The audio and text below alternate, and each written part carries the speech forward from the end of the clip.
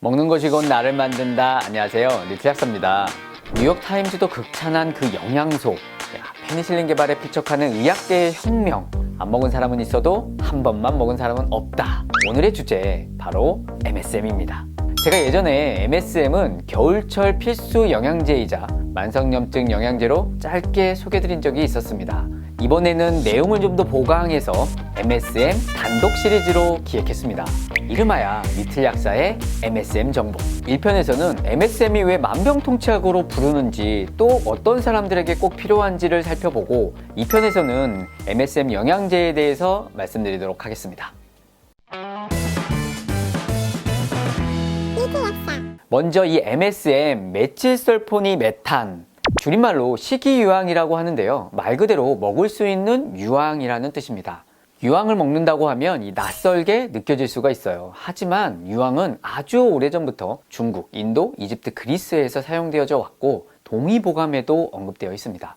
우리 몸에서는 칼슘, 칼륨 다음으로 많은 화합물이고요. 손톱, 발톱, 머리카락, 근육, 연골, 피부 등 다양한 곳에 분포하고 있습니다. 그중 심장을 둘러싼 이 심낭에 가장 많이 함유하고 있는데, 그래서 심장에 암이 없는 여러 이유 중에 한 가지지 않을까라고 생각되고 있습니다. 식약처의 이 황하루 권장량은요, 한 1500mg 정도 되는데, 음식만으로 이를 채우기란 매우 어려운 일입니다. 그래서 최근에는 안전하게 황을 공급할 수 있는 이 식이유황, 즉 MSM이 알려지면서 그 관심이 매우 높아졌습니다.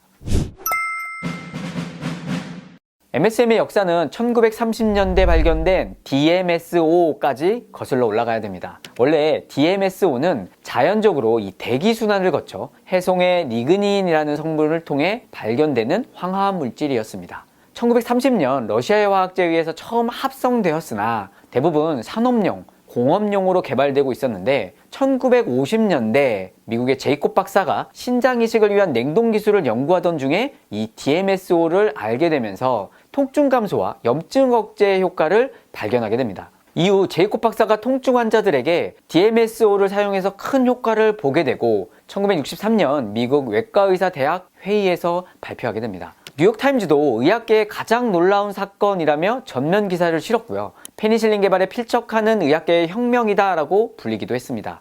이후 10만 명 이상의 환자를 포함한 1500건 이상의 연구가 시행되었고요. 주로 근육이나 골격, 염증에 관한 내용들이었습니다. 시간이 흘러 1978년 FDA에서는요, 이 DMSO를 염증성 방광염에 대한 처방 치료에 사용해라 라고 승인을 했죠.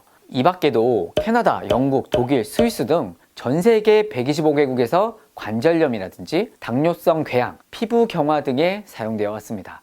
하지만 이 DMSO는요, 굴이나 생선 비린내 이런 게 굉장히 심하게 났고, 장기간 사용하면 못 견딜 정도로 악취가 심해서 많은 사람들이 이용을 중단하는 단점이 있었습니다. 그래서 1980년 초에는요, 이 로버트 허슐러라는 박사가 DMSO의 대사산물의 하나인 MSM을 연구하기 시작합니다. 그 결과 DMSO의 유익한 결과가 알고 보니 대사산물인 MSM 때문이었고, 체내 잔류 시간도 더 길다는 것을 발견해서 지금까지 MSM이 사용되고 있습니다. 1993년 이 제이콥 박사가 33년간 MSM을 환자에게 적용시킨 임상 결과를 정리해서 이 MSM 기적이라는 책으로 남겼습니다. MSM은 항염, 진통, 해독, 그리고 피부 건강에 도움을 줄 수 있다고 잘 알려져 있습니다. 첫 번째, 항염 효과. MSM은 염증의 유발에 관여하는 NF-카파비를 억제하고요. TNF-알파, 인터루킨6 같은 염증성 사이토카인 생성을 감소시킨다라고 알려져 있습니다. 두 번째, 진통 효과. 진통 효과를 보면 우리 몸에는 통증이나 온도 감각을 전달하는 C5라는 신경섬유가 있는데요. MSM은 이 C5를 통해 전달되는 통증을 억제하고 조절할 수 있습니다. 그래서 MSM은 특히 관절이나 연골에 도움이 된다라고 알려져 있는 거죠. 실제로 50세 이상 100명을 대상으로 한 연구를 보면 12주 동안 MSM 1200mg을 섭취시켰더니 가짜액에 비해 관절통, 관절 경직, 걷기, 침대에서 일어나기, 계단 내려가기 등의 여러 가지 증상들이 개선됐다라고 합니다. 세 번째, 면역과 해독에 도움이 됩니다. MSM은 글루타치온을 만드는 회로에 이 메치오닌, 시스테인 등의 황을 공급해주기 때문에 글루타치온 생합성을 증가시켜줍니다. 일부 연구에서도 MSM이 간에서 글루타치온을 증가시켜 간 손상 보호에 도움이 되었다라는 결과도 있었습니다. 네 번째, 피부 건강에 도움이 될 수 있다. 피부, 머리카락, 손발톱은요, 고농도의 유황이 함유된 케라틴이라는 단백질 중심으로 구성되어 있습니다. 따라서 근육뿐 아니라 결합 조직, 피부 조직에 중요한 역할을 할 수 있죠. 특히 MSM은 이 비타민C와 함께 콜라겐 생성 과정을 도와주는 대표적인 영양소입니다. 해외에서는 심한 피부 손상 이후에 흉터의 생성을 줄여주는 목적으로도 많이 사용되어지고 있죠.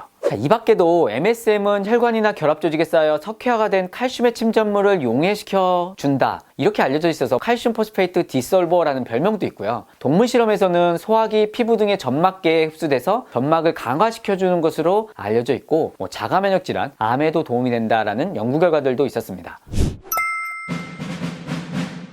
사실 많은 분들이 MSM이 관절 건강에만 좋다라고 알고 계시지만 다양하고 유익한 도움을 줄 수 있는 기전들을 가지고 있습니다. 따라서 MSM을 드셔도 좋겠다라고 생각되는 분들, 첫 번째, 연골과 관절 건강이 좋지 않은 분들, 두 번째, 만성 통증성 질환을 가지고 있는 분들, 세 번째, 체내 석회와 관련된 질환이 있으신 분들, 네 번째, 탈모, 손발톱이 약화된 분들, 다섯 번째, 화상이나 피부 조직 손상과 관련된 분들, 여섯 번째, 전신 해독 기능 강화가 필요한 분들. 아셨죠? 이렇게 많은 분들에게 도움이 될 수 있어 마치 만병통치약처럼 생각되지만 사람의 질병과 그 개선은요, 특정 영양소 하나로 되는 것은 아닙니다. 하나의 필요 조건일 수는 있어도 충분 조건은 될 수 없다. 혹시 오늘은 어떤 음식 드셨나요? 운동은 어떻게 하셨나요? 영양제 먹기 전에 내가 뭘 먹었는지, 운동은 또 얼마나 했는지, 스트레스는 얼마나 받았는지, 그거부터 먼저 되돌아보셨으면 좋겠습니다.